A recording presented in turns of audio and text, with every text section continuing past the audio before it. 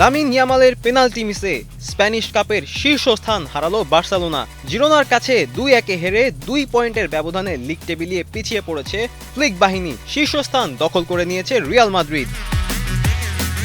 Real শীর্ষে উঠেছিল আগের রাতে রিয়াল সোসিয়েদকে 4-1 গোলে হারিয়ে। তবে জিরোনার বিপক্ষে জিতলে প্রথম স্থান পুনরুদ্ধার করতে পারত কাতালানরা। বার্সার হারে মাদ্রিদ এগিয়ে গেছে 2 পয়েন্টের ব্যবধানে।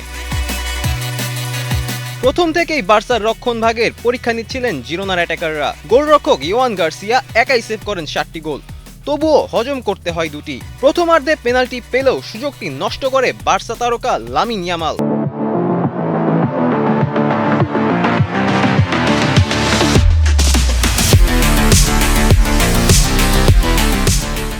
বার্সার একমাত্র গোলটি করেন পাও কুবার্সি। কদিন আগেও কোপা দেল রের সেমিফাইনালে প্রথম লেগে আতলেতিকোর কাছে 4-0 গোলে বিধ্বস্ত হয়েছিল বার্সা। সেই ঘা শুকানোর আগেই দ্বিতীয় হারের সাক্ষী হলো দলটি।